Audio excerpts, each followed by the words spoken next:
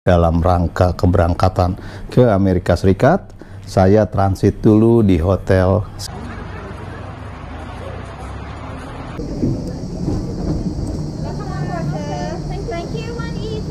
Nah, itu istri saya tuh. Jadi tetangga sekarang. Sekarang kita lihat pesan makanannya apa.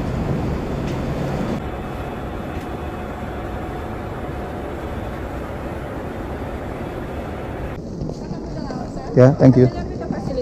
Ya, thank you. Sebentar lagi kita akan take off. Dan dalam 15,5 jam ke depan tiba di Washington DC. Bye-bye. Oh, thank you. Ya, you too.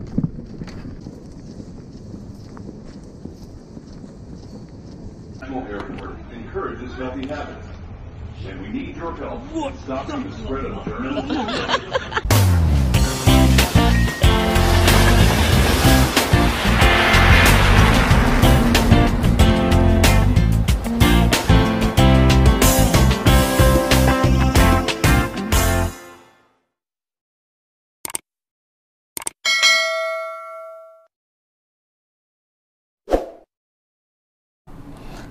Ya, akhirnya kita sampai juga di townhouse ini.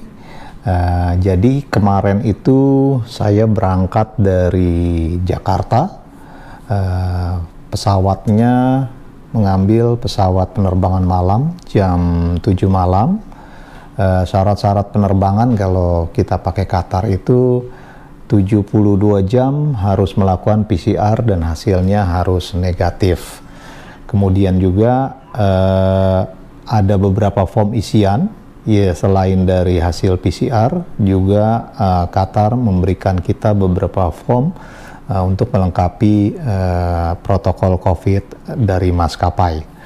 Kemarin saya berangkat dari hotel transit karena memang rumah saya sudah terjual, jadi saya 3 hari sempat di hotel transit. Dari situ baru berangkat ke bandara. Total bagasi yang saya bawa itu sekitar 11 bagasi ditambah beberapa tas cabin.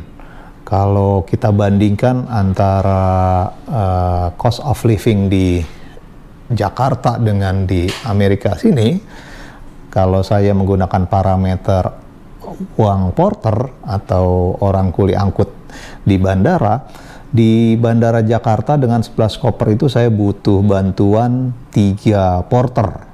Mereka membawa masing-masing 1 troli, jadi 1 porter 1 troli. Itu biayanya sekitar 100.000 satu trolinya atau 1 porternya, jadi hanya 300.000. Sementara kalau di Amerika sini trolinya troli besar. Anda tadi juga lihat ada video di sebelum ini yang saya posting, 2 troli besar dibawa oleh 2 porter, tapi biayanya untuk 2 troli tersebut $100 atau sekitar 1,5 juta. Jadi kurang lebih 5 kali lipat ya perbandingan antara biaya porter di Indonesia dan di Amerika. Sampai di airport semuanya, Dulles International Airport, semuanya berjalan lancar, tidak terlalu banyak pertanyaan di imigrasinya. Kemudian kita dijemput oleh Bang Boy. Tapi karena koper kita cukup banyak, ada 11 koper, maka mobil Bang Boy hanya dimuat untuk bagasi saja. Sementara saya, istri, dan keluarganya Bang Boy, kita memilih naik taksi. Biaya taksi dari bandara sampai ke townhouse ini di pinggiran kota Baltimore itu kurang lebih sekitar $170 atau sekitar 2,5 juta rupiah, kurang lebih sekitar 40 menit sampai 1 jam kemarin naik taksinya. Nah, hari ini saya akan ajak Anda sekalian untuk melihat bagaimana sih sebetulnya bentuk dari townhouse yang saya sewa dengan biaya kurang lebih sekitar, kalau di kurs rupiah, sekitar 52 sampai 55 juta rupiah per bulan. Saya mendapatkan townhouse yang harganya menurut saya cukup mahal. Alasannya adalah pertama, letaknya memang ada di Baltimore, tidak di pinggiran kota. Itu alasan pertama. Alasan kedua, sulit bagi kita yang baru tiba di Amerika untuk mendapatkan apartemen kalau kita langsung menyewa ke landlord. Karena landlord memberi syarat yang umumnya adalah hampir semua apartemen.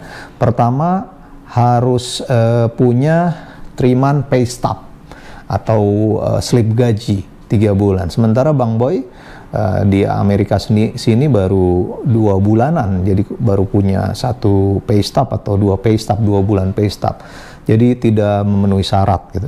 Syarat yang kedua juga mereka akan melihat credit score, sehingga kita tidak bisa mencari apartemen, agak sulit lah mencari apartemen langsung menyewa ke landlord.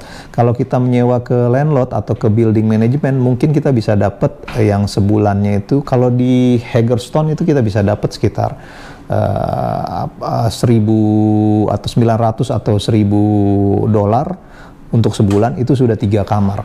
Tapi di Baltimore sini saya mendapatkan yang di Baltimore sini, dan ini termasuk murah melalui Airbnb dibandingkan dengan kalau saya mengambil di sekitar apartemen atau townhouse di sekitar Washington DC atau di pusat kota Washington DC.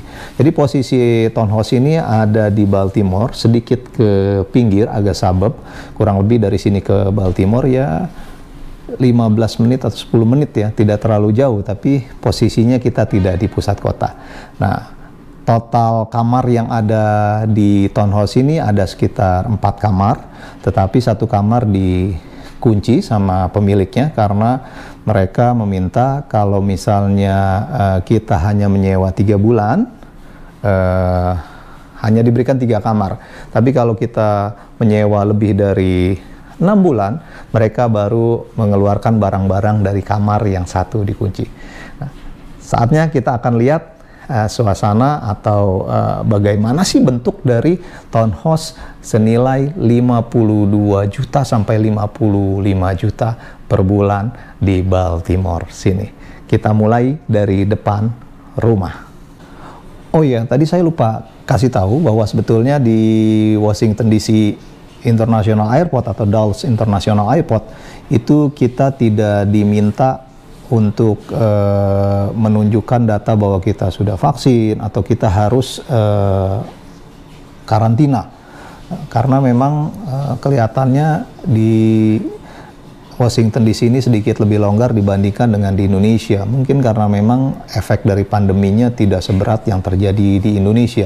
Meskipun demikian, pada saat kita landing diumumkan bahwa kita harus mempersiapkan dokumen PCR agar ditunjukkan kalau sewaktu-waktu diminta. Jadi kalau ada teman-teman yang bertanya apakah di Amerika sini kita diharuskan karantina, jawabannya untuk Washington DC tidak ada karantina. Tapi saya tidak tahu di state yang lain. Saya dengar di beberapa state ada yang memberlakukan karantina juga. Oke, kita langsung saja lihat-lihat kondisi townhouse ini, home tour di Baltimore senilai 55 juta per bulan. Ya, sekarang kita ada di depan townhouse-nya. Ini adalah langsung jalan raya.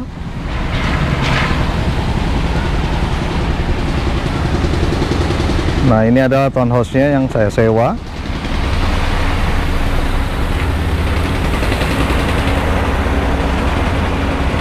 Di sebelah sana, kalau Anda lihat itu adalah pabrik ya, bekas kawasan industri. Tapi sekarang sudah dipergunakan untuk apartemen. Jadi dulunya ini adalah kawasan industri, banyak pabrik-pabrik di sekitar sini. Tapi sekarang sudah menjadi daerah pemukiman. Oke, kita akan masuk ke townhouse-nya. Kita mulai dari pintu depannya ya.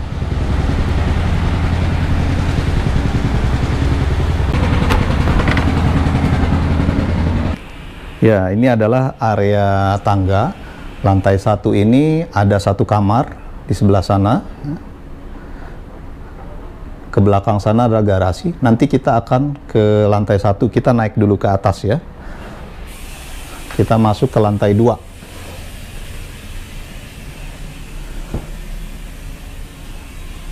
Nah, ini adalah lantai 2-nya. Di sini ada living room. Menurut saya lumayan cozy ya. Jadi semua barang-barang yang ada di dalam townhouse ini adalah milik yang menyewakan rumah, milik landlord. Ini adalah ruang makan. Kita ke belakang sini dulu. Di sini ada gudang perlengkapan.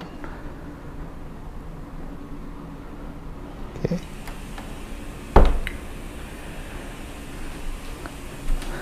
Kemudian di lantai 2 ini juga ada kamar mandi. Nah, ini kamar mandinya. Kamar mandi kecil. Jadi kalau di Airbnb, kamar mandi yang hanya ada toilet seperti ini dan wastafel ini dihitungnya setengah bathroom.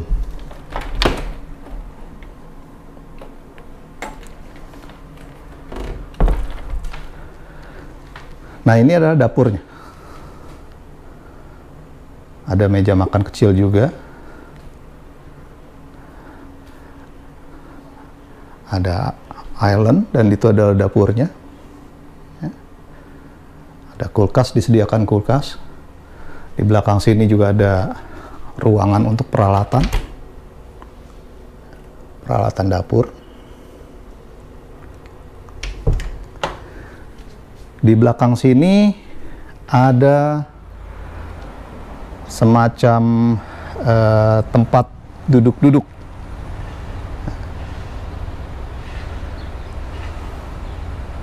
Oke. Yang tertutup ini adalah sofa juga.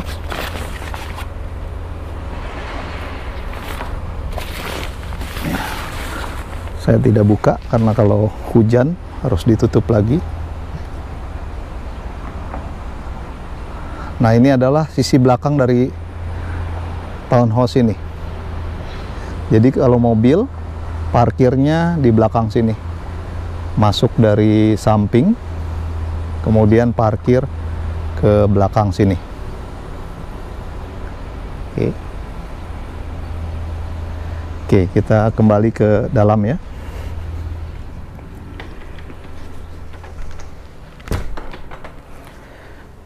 Oke, ini dapur tadi.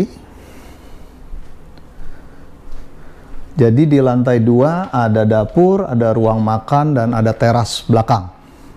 Kita sekarang naik ke lantai 3.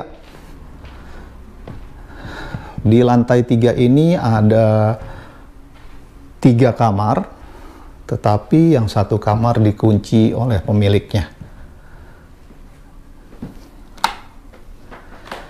Ada kamar mandi luar di sini satu. Ya. Dan ada bathtubnya juga.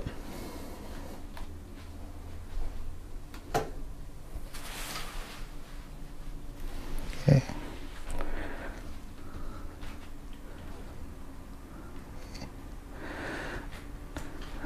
Dan ini adalah kamar yang pertama.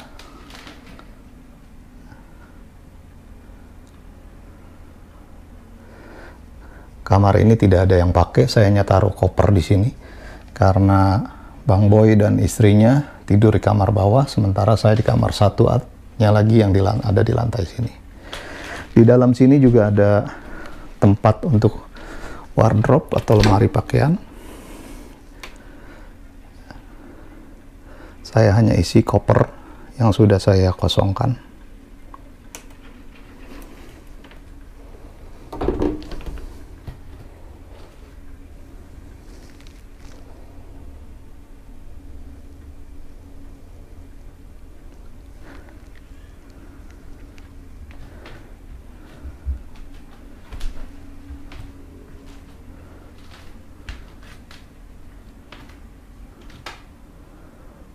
Oke, itu kamar yang pertama.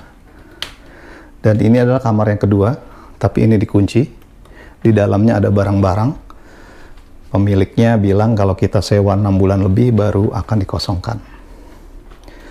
Di sebelah sini juga ada tempat gudang kecil untuk perlengkapan bersih-bersih dan sabun kamar mandi. Dan ini adalah kamar utamanya. Nah, ini adalah kamar utamanya.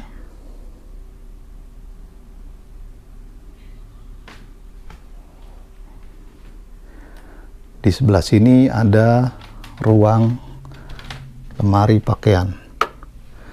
Nah, ini adalah pakaian-pakaian saya yang udah saya bongkar dari koper. Jadi koper saya ada dari 11 koper itu sekitar 7 koper sudah dikosongkan. Sisanya adalah koper-koper untuk perlengkapan yang masih terisi dan belum saya bongkar. Karena baru akan dibongkar kalau nanti kita sudah pindah ke tempat atau ke rumah yang lebih permanen. Oke. Di sini ada kamar mandi dalam. Nah, ini kamar mandi dalam.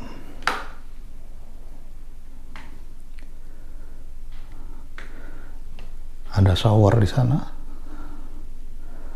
Kalau Anda perhatikan di sini, toilet di Amerika maupun Eropa tidak ada bidetnya, tidak ada spraynya. Jadi kalau Anda lihat video saya sebelumnya, saya akan pasangkan bidet ini. Saya beli. Dan sambungan ini di bawah sini nanti.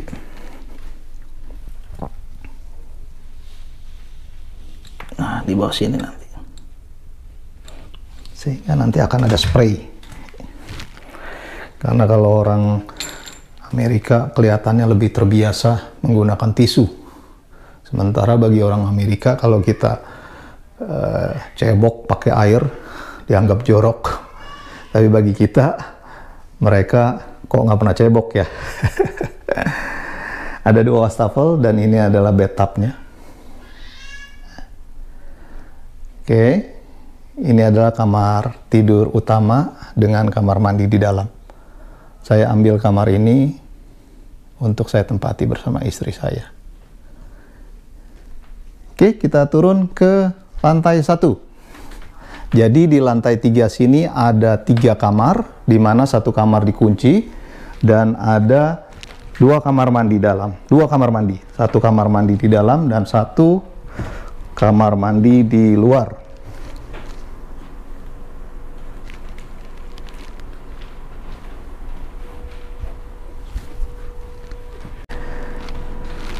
Kita langsung ke lantai 1, lihat di bawah sana ada 1 kamar tidur, ada ruang laundry.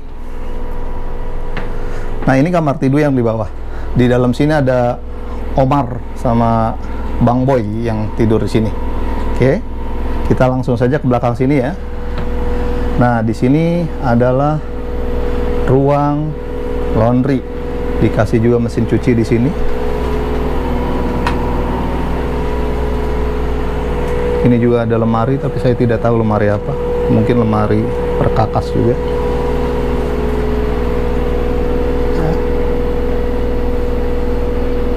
Jadi kita bisa cuci sendiri di sini. Tidak perlu bawa ke dry clean atau laundry di luar. Nah, di belakang sini ini adalah garasi.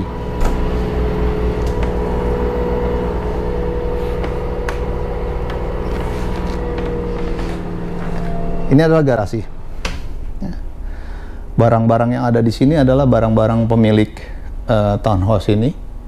Mereka tidak kosongkan karena saya hanya menyewa untuk 3 bulan. Sementara kalau saya sewa 6 bulan, baru mereka akan kosongkan garasi ini berikut dengan kamar tidur yang di atas. Ini adalah koper-koper saya yang belum saya bongkar, yang isinya adalah hiasan dinding, jam dinding. Ya. Baru nanti akan saya bongkar kalau saya sudah mendapatkan tempat tinggal yang lebih permanen. Oke. Oke, mungkin teman-teman ada yang belum tahu ya, untuk membuka garasi di sana ada tombol di sini. Ini kita tinggal pencet aja, maka itu akan terbuka.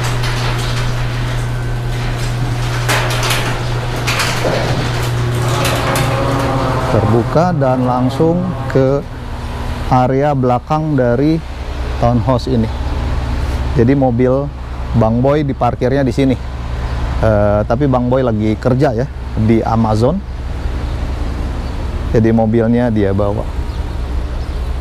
Nah, townhouse yang lain itu ada tetangga kita.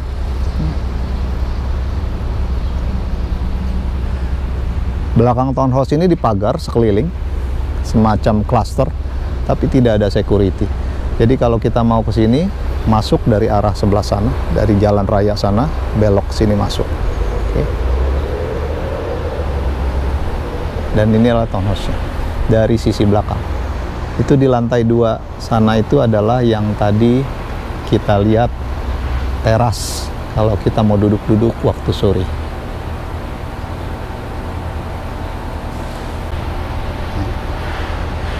Kalau dari luar kita mau masuk ke garasi dalam posisi tertutup, kita tinggal hanya pencet kode di sini. Jadi waktu kita booking di Airbnb, itu sesudah kita lakukan pembayaran atau sudah confirm, maka si pemilik apartemen akan memberikan kodenya sehingga kita bisa buka melalui kode ini saja tanpa ketemu dengan pemilik apartemen. Jadi sampai hari ini pun saya belum ketemu dengan pemilik apartemen.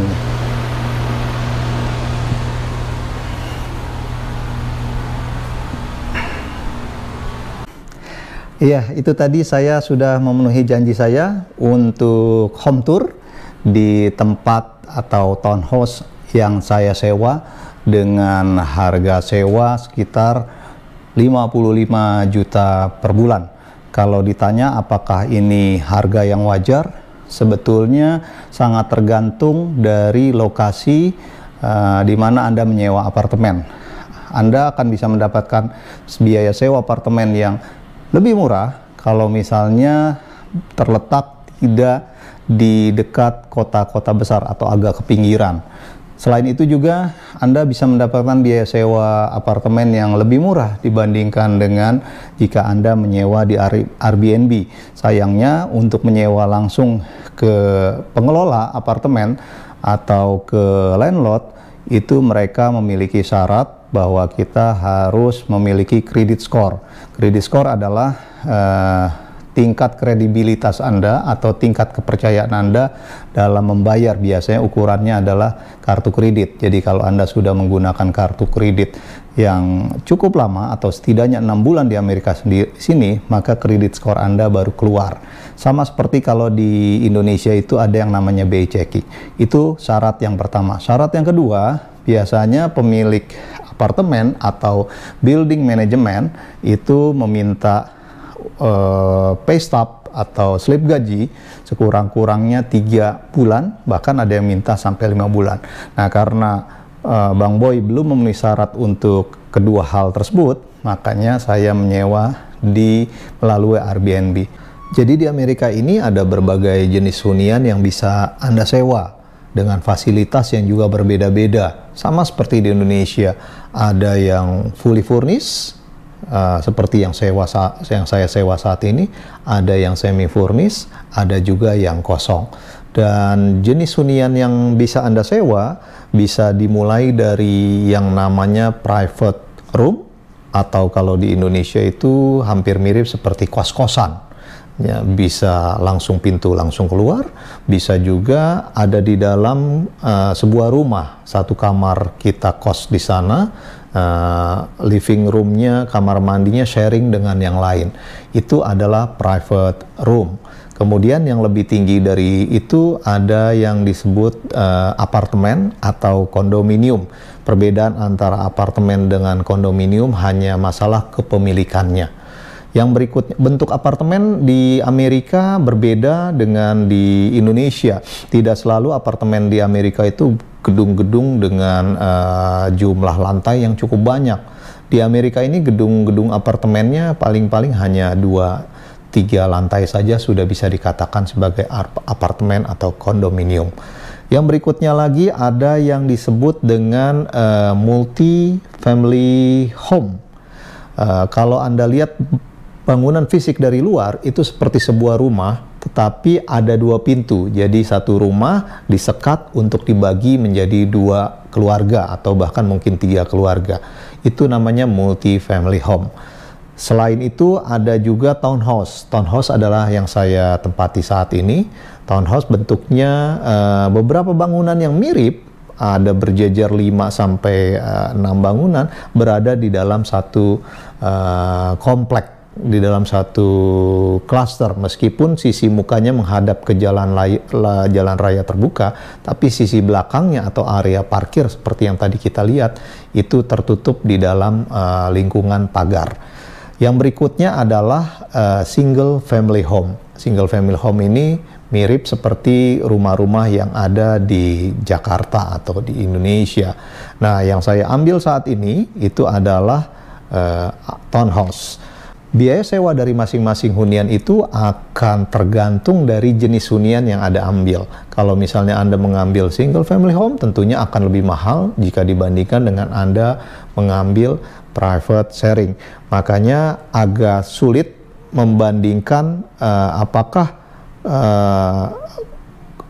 suatu hunian itu dianggap mahal biaya sewanya atau tidak. Jadi kalau kita membandingkan harus melihat dari lokasinya, bentuk bangunannya, termasuk juga fasilitas yang diberikan.